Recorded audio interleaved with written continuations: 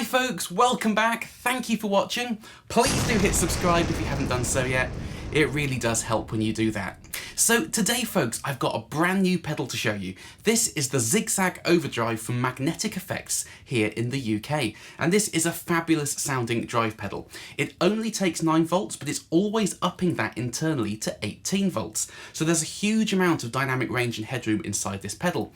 And it's also a dual stage drive. So you have this preamp control here cascading into the main gain clipping circuit. Now what that preamp essentially is a front end JFET boost.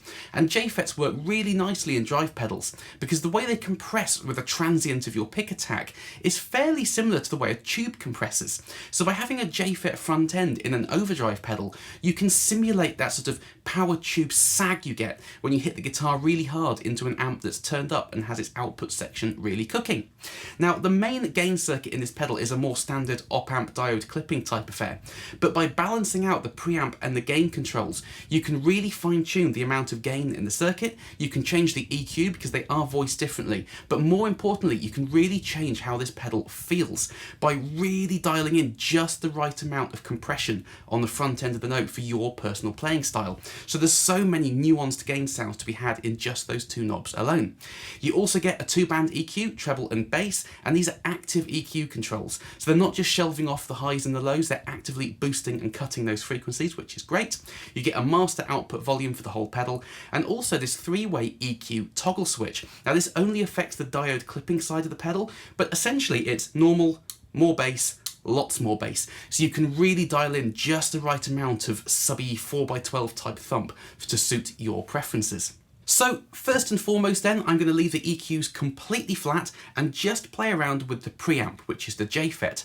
Now listen to when I hit the guitar really hard, how the front end of the note sort of sags and compresses in a really lovely way. So I'll show you my clean tone and then we'll dive into the preamp.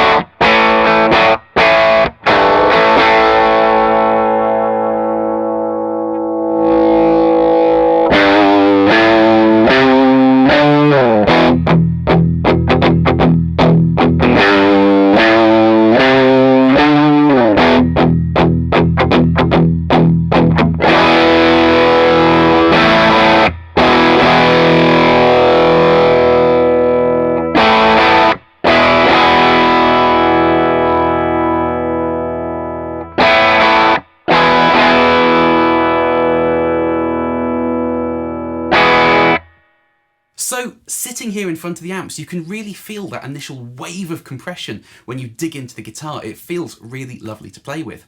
Now let's compare the preamp then to the main gain circuit of the pedal. This is the OpAmp diode clipping side. So listen out to how the EQ is voiced slightly differently, but also how the front end of the note doesn't have as much compression. It's much harder edged.